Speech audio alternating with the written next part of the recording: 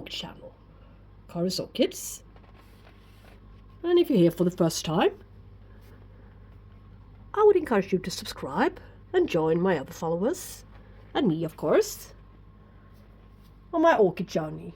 This is yet another episode in the little series, What Medium to Use for Orchids. We're going to address the bulbophyllum genus. Did you know that? The bulbophyllum has got 2,000 different species distributed throughout the whole planet. On every continent, there really are growing loads of bulbophyllums, epiphytes, sympodial.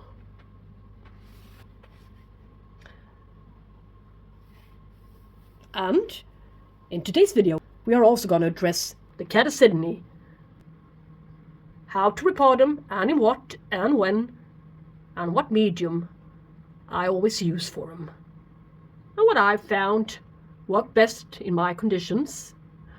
What type of conditions do I have? Indoor conditions, 61% humidity.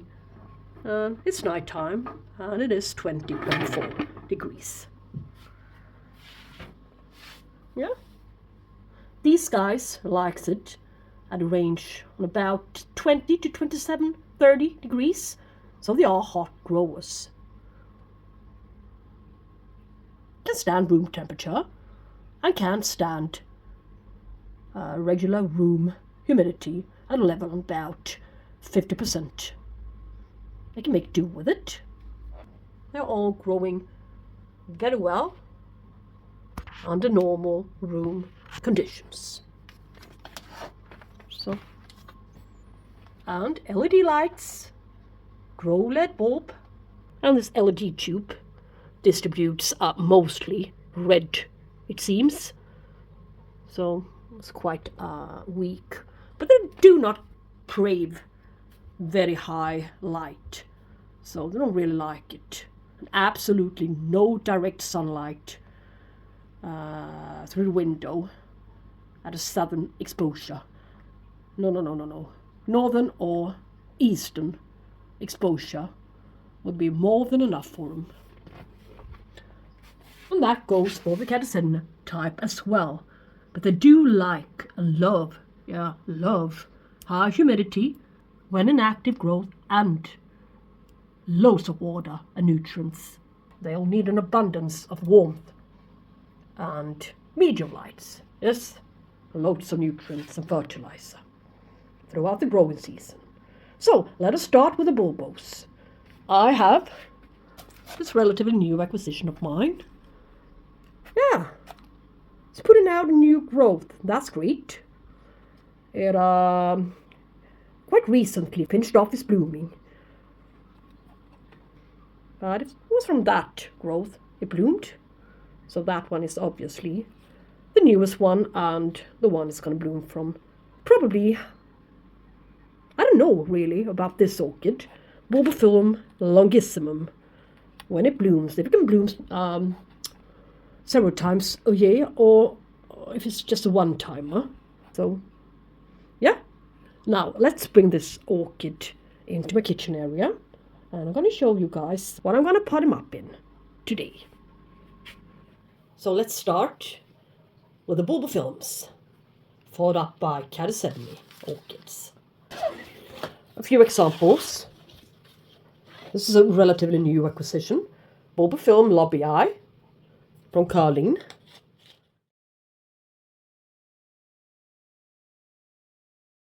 Last summer, 24. And it was repotted in coconut husk fiber chips, perlite, red spag moss, and a bit of charcoal. You can see this one, this lobbii, is a very large growing plant.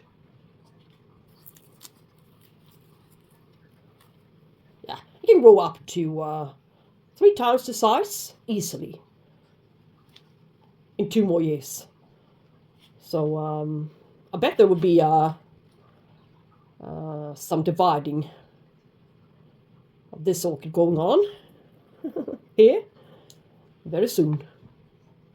I repotted it last summer. Look, is already growing out of the pot over the rim. So, next time I order from Karin Orchid, I will choose the even bigger size pot. Flat, wide basket, very low, shallow one.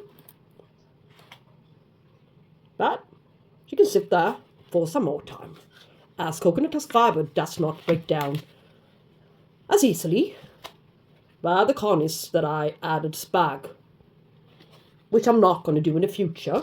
No more spag to the equation for my bulbos. It's just a matter of economy.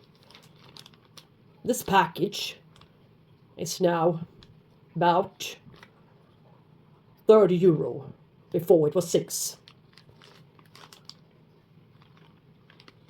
Before COVID. So I better be careful when I'm using this. This is another one. My most bloom-willing bulbophyllum, the aradum. Also from Karin. It's quite obvious that Karin distributes very, very good quality bulbos.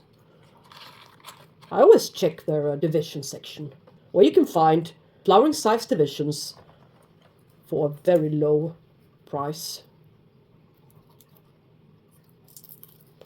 I haven't had any problems acclimatizing them. It's just worked out very smoothly. The only bulbophyllum I've never really succeeded with properly, especially not after having repotted it, was the medusae.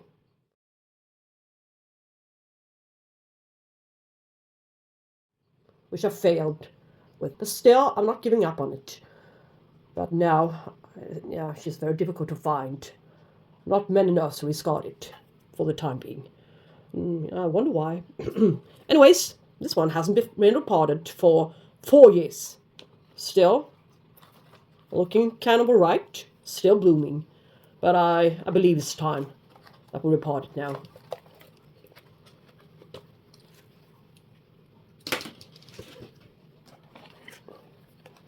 Here's another one, 2 years ago, with a mix of spag, bark, coconut husk fiber, charcoal and perlite.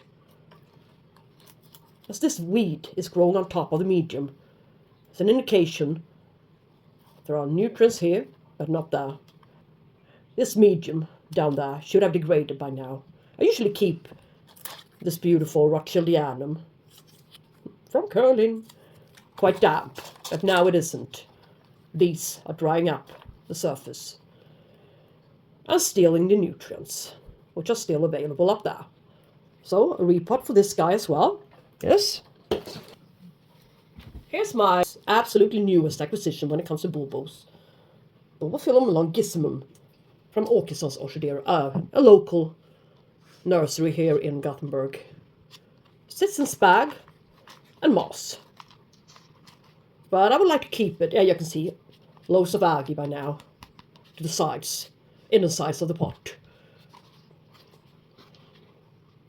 And as I said before, I like to keep my similar type of orchids in similar type of medium. And that will be much easier for me to determine when it's time to water them or not. And stuff like that. And how to keep them and such. Blah, blah, blah. So, you see? The spike came out from the side here. Lovely little thing. But one of its parents are the Rothschildianum, which allow this one's flowers to last a little bit longer. And the other parent is Elizabeth Ann Buckleberry. Yeah, you can tell that she's involved. Quite large leaves. Quite wide between the rhizome. Ah, there's even one more new growth there. So sometimes they hide underneath the medium. That will come out this pale when you remove the medium.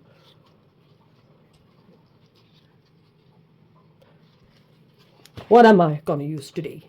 by mistake, I got the wrong type of coconut husk fiber chips.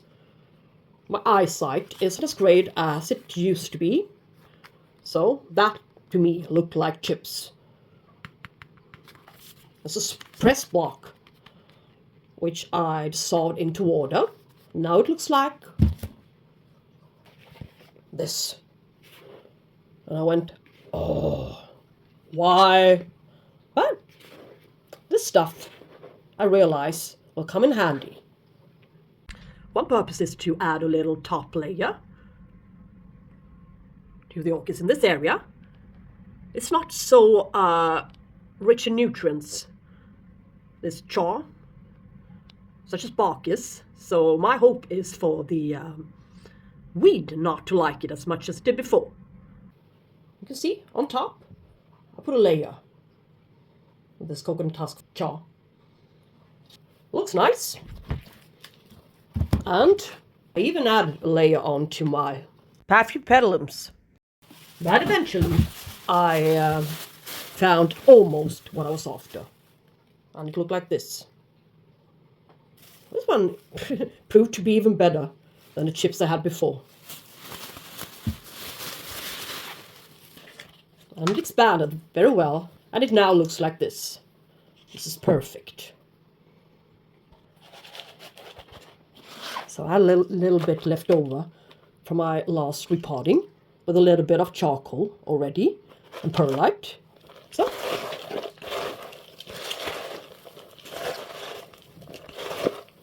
I will moisturize it a little bit so it will be easier to handle. So I soaked this orchid for a while in a bucket of water.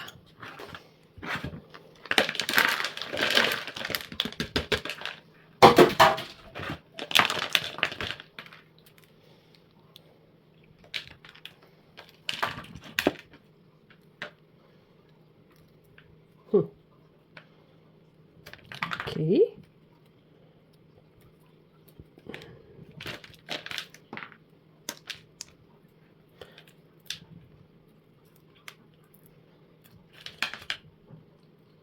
Sometimes you find quite peculiar stuff underneath. The soil on the bulbophyllum.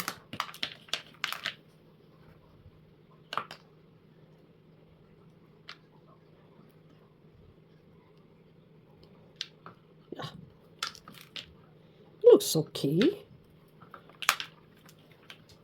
Fine.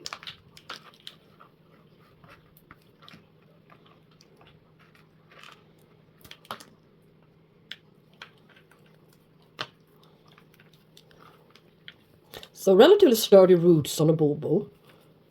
Not much dead here, if any, really. But as you can see, sympodial. So you better bend it in a circle like this if you wouldn't want to use a pot this wide. It's the same thing always with a bulbo. Oh, too cute. Growing habit. It's quite funny. And wash her off. Just a little something down there for drainage.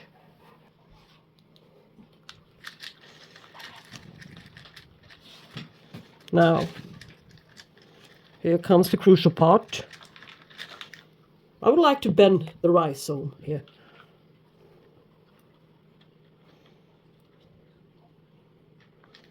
Might not look that great, but it would be nice if we can put a new growth somewhere more placed into the middle, like this. So we can expand towards this direction.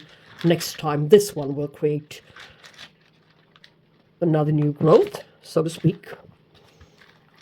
So, but I guess this medium will allow this orchid to stay in place, if lucky.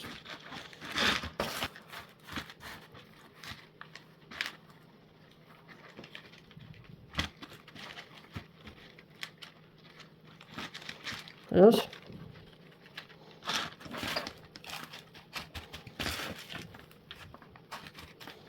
A splendid, splendid, splendid medium to work with. Really, it is.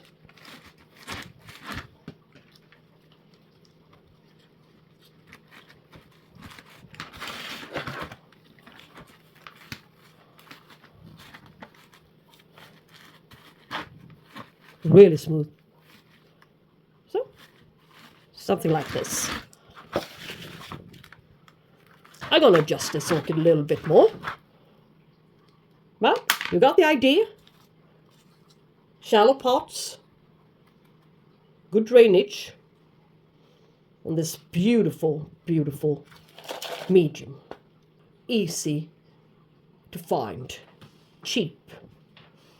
And it won't break down as fast as bark, especially not the small grade bark or the spag. And it also allows the pH inside the pot to stay at a more constant level, at least for a little bit longer than bark, especially small grade bark. Yeah. Now I don't have to worry about this orchid for a couple of years, providing I do not over fertilize it all of the times, which is quite easy to do.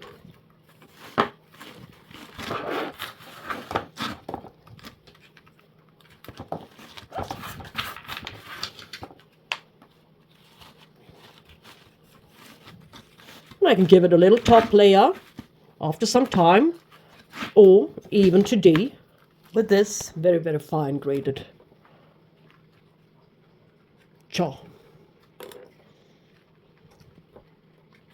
I think it looks beautiful. So, I actually did witness a real repotting. Let's jump right over to the catasetum orchids I got. See how I repot them and in what, of course. What type of medium and pots and stuff. Stay tuned. So, this time I am going to use New Zealand spag moss, which I sowed for a while. Expanded at least 10 times the size or more. Yeah. Looks like this. I did it for several hours ago. So it's a little bit damp still, which I do not really like, but that's the way it is today.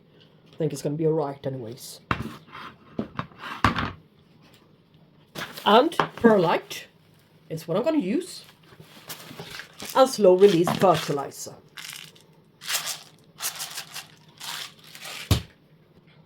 Normally, people repot the catasetum orchids into very, very tiny frosted plastic pots. That's a standard, really. Tiny, teeny, weeny pots. And that's just about what I did for the last couple of seasons. At some point I had 54 catasetum type orchids growing on so nicely. That was summer of 2018, when I had them in a beautiful white shelf, yeah, standing in the sunniest, warmest position in my area, in large plastic boxes, constantly with some water to the bottom. And that was the hardest summer we had for ages. Yes. And they didn't grow well ever since. They like a very, very hot and humid condition throughout the growing season to grow properly and bloom properly. That's what I experienced. As ever since, they always tends to bloom when we're having a heat wave. Or shall we say, when we had a heat wave throughout summer and spring period. So, anyways, you can see this one is starting on a new growth up there. A very difficult spot. Fred Clarkiara After Dark, Sunset Valley Orchids. Yes.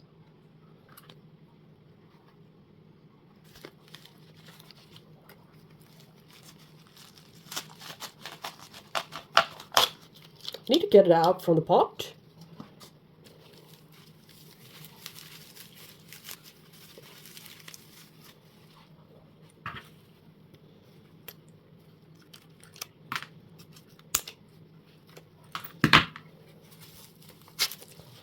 So this is the naked truth of what I will do this season with this orchid. These roots some of them might still be functioning a little bit, but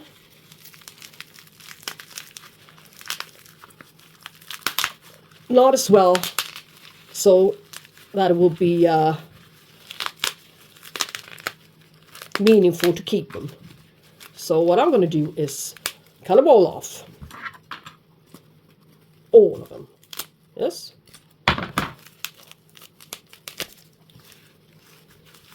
In exchange for the new ones, they will grow very, very long.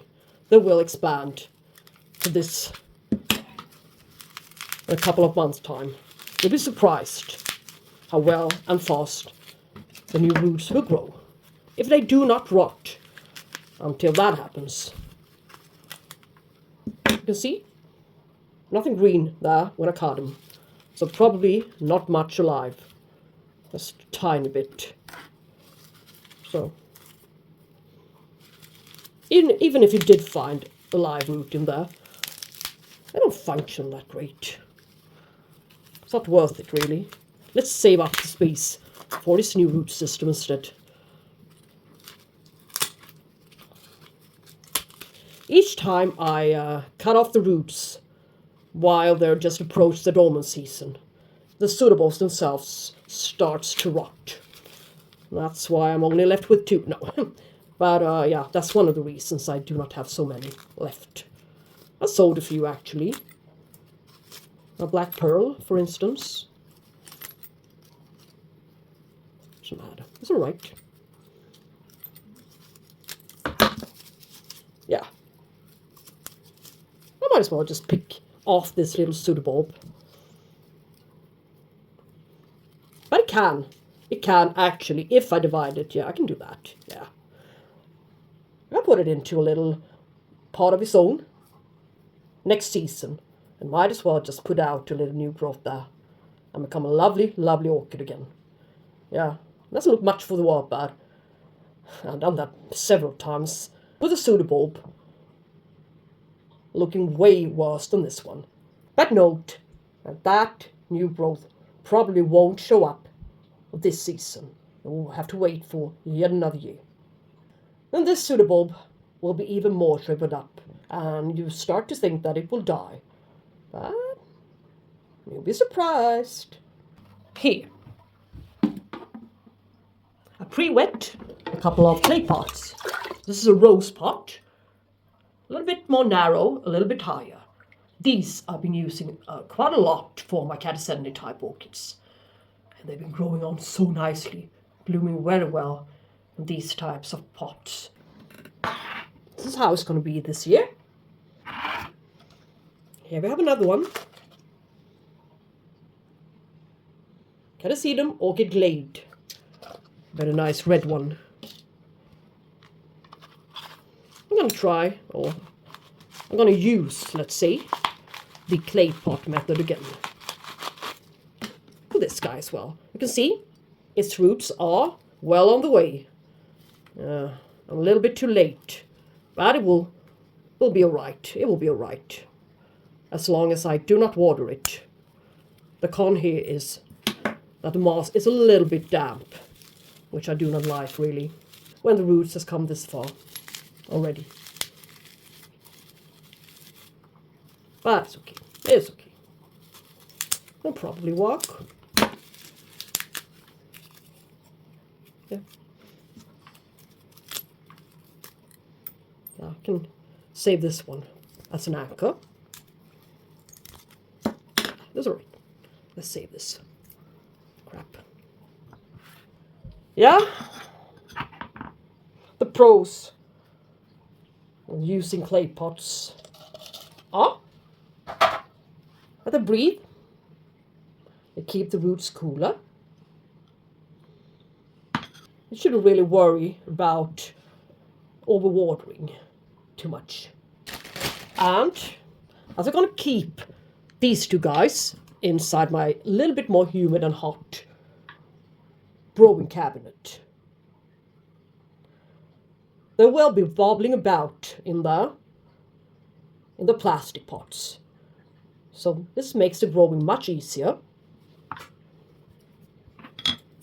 So let's go like this. Some people use a little bit of styrofoam to the bottom, but no need to do it in this case. It's all right.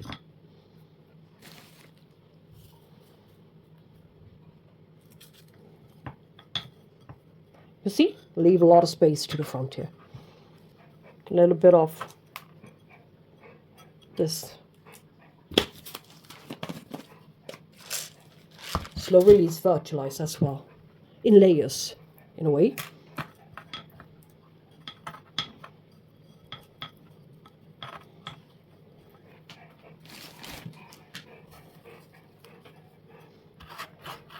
Not too high up. Press the back bulb to the side. Now she's leaning, but you can quite easily straighten her up at a later stage, but not now. She's a bit too fragile for the time being, as she is. So.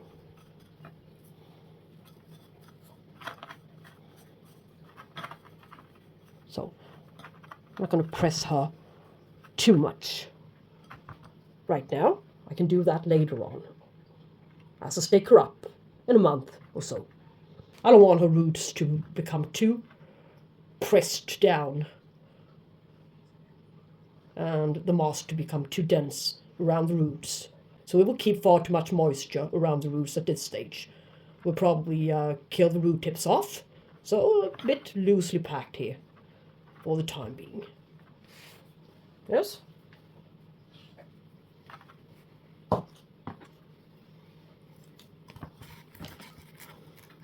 See? We'll even fit this guy. A little bit of moss. Perlite. Slow released. Down. Same procedure.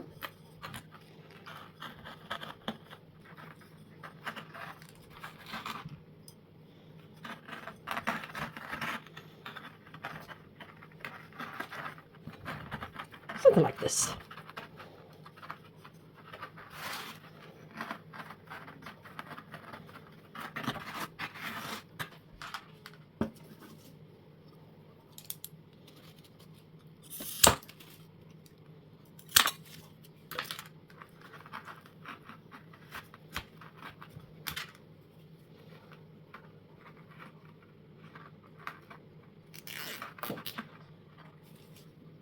This one will expand and become more plump again as the new roots comes out from this new growth onto it, or perhaps these two new growth, if we're lucky.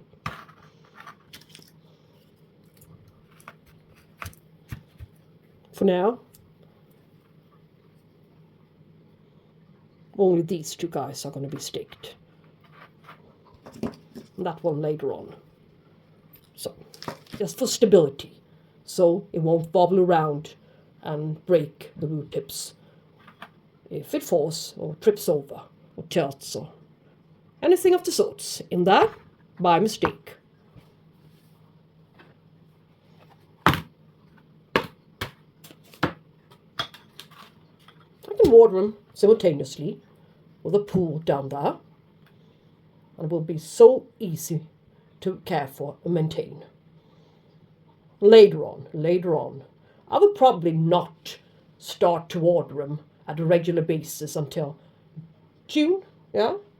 That always happens in June. So let's say June even this time. Almost just forget about them. Simply maybe mist them a little bit to the sides here. Now I think you got the idea of how I'm doing it and what type of medium I'm using for my bulbophyllums and my catasetum type orchids. So I hope you got something out of this video, and if you did, please give it a like, subscribe to this channel, and yeah, we should talk soon, guys. Bye bye. Take care.